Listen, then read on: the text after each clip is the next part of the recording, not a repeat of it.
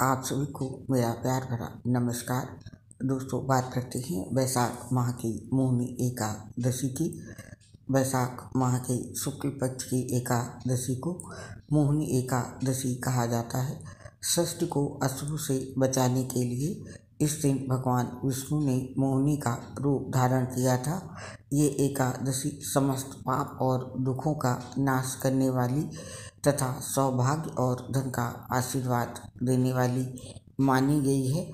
मान्यता है कि मोहिनी एकादशी के व्रत के प्रताप से व्यक्ति सभी मोह के जाल से मुक्त होकर वैकुंठ धाम में स्थान प्राप्त करता है। आइए जानते हैं मोहिनी एकादशी की डेट, मुहूर्त, महत्व एवं इससे जुड़ी अन्य जानकारियाँ। आइए सुनते हैं इस व्रत का महत्व क्या है।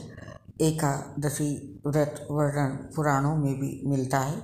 ये व्रत भगवान विष्णु को समर्पित है।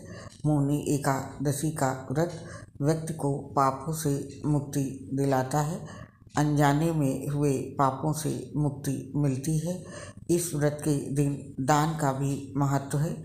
भगवान विष्णु की पूजा करने के बाद जरूरतमंदों को भोजन कराने से भगवान प्रसन्न होते हैं, मोक्ष की प्राप्ति होती है। मोहिनी एकादशी का व्रत व्यक्ति को मोक्ष प्रदान करता है। इस व्रत को करने से व्यक्ति में एक प्रकार की सकारात्मक ऊर्जा महसूस होती है, जो व्यक्ति को निरोग बनाने में सहायक होती है। मोहिनी एकादशी का व्रत मानसिक शांति प्रदान करता है। इंसान से अनजाने में हुए पापों का प्रायश्चित करने के लिए भी मोहिनी एकादशी का व्रत बहुत ही शुभ माना जाता है। आइए जानते हैं मोहिनी एकादशी की डेट और तिथि। पंचांग के अनुसार वैशाख माह के शुक्ल पक्ष की एकादशी तिथि 30 अप्रैल को रात में 8:28 पर प्रारंभ हो जाएगी और इस तिथि का समापन अगले दिन 1 मई सोमवार को रात में 10:09 पर होगा। उदया तिथि के आधार पर मोहिनी एकादशी का व्रत 1 मई को रखा जाएगा। इस बार मोहिनी एकादशी पर भद्रा है। भद्रा का समय नोट कर लें। 1 मई को मोहिनी एकादशी के दिन भद्रा सुबह 9:22 से लग रही है और ये सुबह के 10:09 पर खत्म होगी। ये मृत्युलोक की भद्रा है, यानी इस भद्रा का वास पृथ्वी पर है। भद्रा काल में शुभ कार्यों को करने से बचते हैं। पूजा का सही समय नोट कर लें। मोहिनी एकादशी को भद्रा का समय सुबह 9:22 से 10:09 तक है और रवि योग प्रातः 5:41 से है। उस समय अमृत सर्वोत्तम मुहूर्त है, जो सुबह 7:20 तक है। उसके अलावा सुबह 9 बजे से 10:39 तक शुभ उत्तम मुहूर्त है। आप भद्रा के समय को छोड़कर अमृत सर्वोत्तम मुहूर्त या शुभ उत्तम मुहूर्त में मोहिनी एकादशी की पूजा कर सकते हैं। मोहिनी एकादशी के दिन शुभ योग है, उनका समय है। मोहिनी एकादशी के दिन रवि योग और ध्रुव योग बना है। इस दिन रवि योग सुबह 5:41 से शुरू हो रहा है और ये शाम के 5:51 तक रहेगा और वहीं ध्रुव योग प्रातः काल से लेकर दिन के 11:45 तक है। उसके बाद व्याघ्रत योग है। आइए अब जानते हैं व्रत करने की विधि। यदि आप ये व्रत रखने जा रहे हैं तो दशमी के दिन सूर्यास्त से पहले भोजन कर लें। एकादशी के दिन सुबह जल्दी उठकर विधिपूर्वक स्नान करें, भगवान विष्णु की पूजा करें और फूल अगरबत्ती आदि अर्पित करके व्रत का संकल्प लें। तत्पश्चात धूप दीप आदि से विधिवत भगवान श्री हरि विष्णु जी की पूजा अर्चना तथा आरती करें तथा नैवेद्य और फलों का भोग लगाकर व्रत का संकल्प ले एवं प्रसाद वितरण करें। इस दिन भक्त को अपना सारा समय भजन और कीर्तन करके भगवान विष्णु की पूजा में लगाना चाहिए। भगवान विष्णु के मंत्रों का जाप करना चाहिए, जैसे ओम नमो भगवते वासुदेवाय मंत्र, विष्णु अष्टोत्तरम और विष्णु सहस्त्रनाम स्तोत्रम। भक्तों को भजन के साथ साथ जागरण करना चाहिए। 12वें दिन को जल्दी उठकर स्नान करें और भगवान विष्णु को भोग लगाएं। ब्राह्मणों को भोजन तथा दान दक्षिणा देनी चाहिए, उसके बाद ही भोजन ग्रहण करना चाहिए। इस दिन पूजा के लिए सुबह जल्दी उठकर स्नान आदि करने के बाद व्रत और पूजा का संकल्प लें। इस दिन की पूजा में भगवान विष्णु की प्रतिमा या फोटो के समक्ष दीप जलाएं।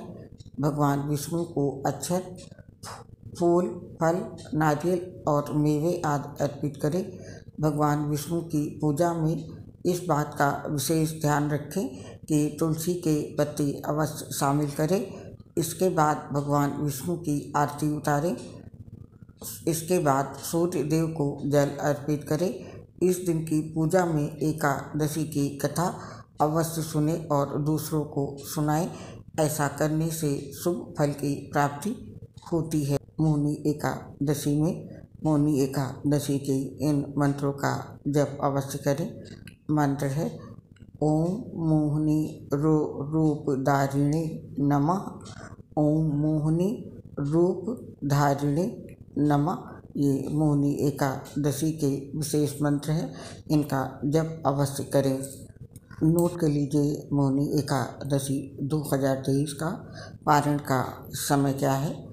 यदि आप इस साल 1 मई को मोहिनी एकादशी का व्रत रखते हैं तो अगले दिन 2 मई को व्रत का पारण सुबह 5:40 से होगा और पारण का समापन समय सुबह 8:19 तक है।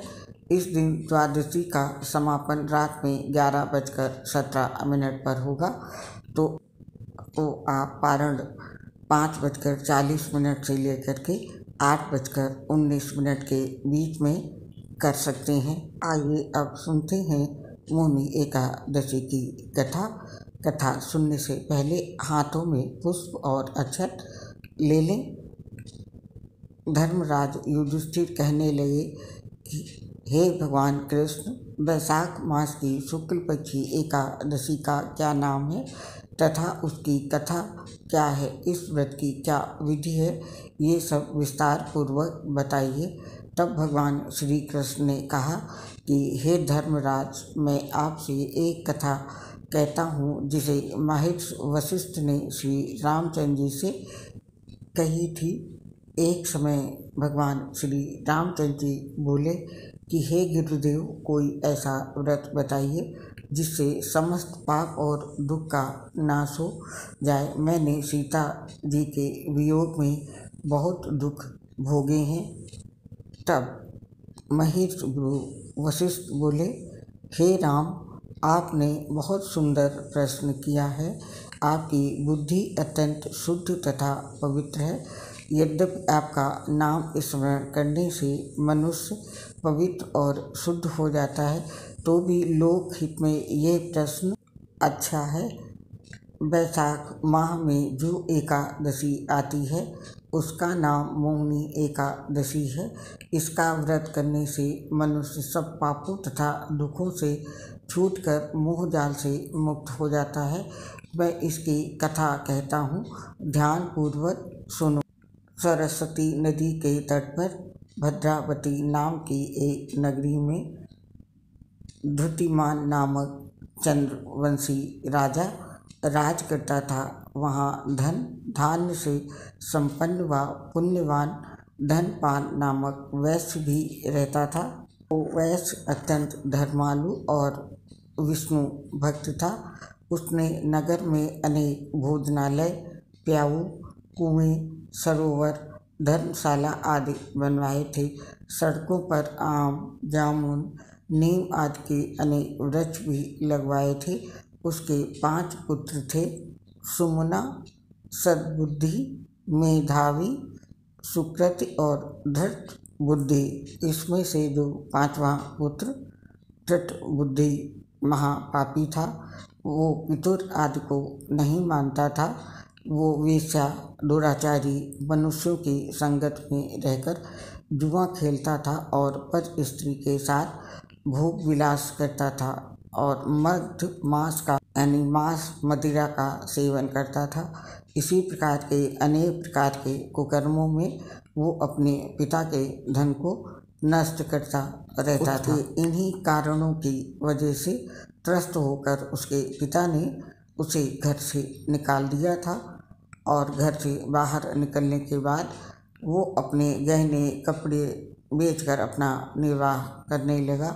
जब सब कुछ उसका नष्ट हो गया तो वेश्या और दुराचारी साथियों ने उसका साथ छोड़ दिया। दोस्तों, जो इस प्रकार के लोग होते हैं, गलत साथी और वेश्या, ये सब तभी तक साथ देते हैं जब तक आपकी जेब में पैसा रहता है।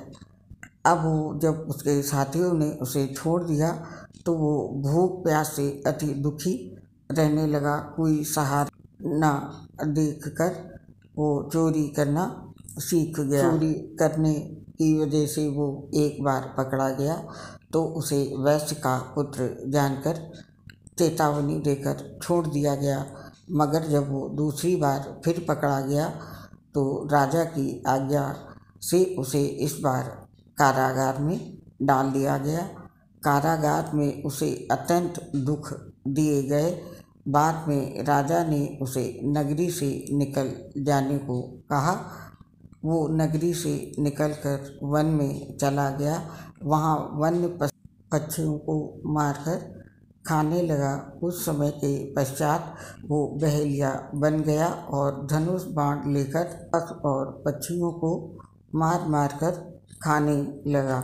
एक दिन वो भूख प्यास से व्यथित होकर वो खाने की तलाश में घूमता हुआ कौंडिन्य ऋषि के आश्रम में पहुंच गया। उस समय वैशाख मास था और ऋषि गंगा स्नान करके आ रहे थे। उनके भीगे वस्त्रों के छींटे उस पर पड़ने से उसे कुछ सद्बुद्धि प्राप्त हुई। तब वो कौंडिन्य मुनि से हाथ जोड़कर कहने लगा कि हे मुनि, मैंने जीवन में बहुत पाप किए हैं।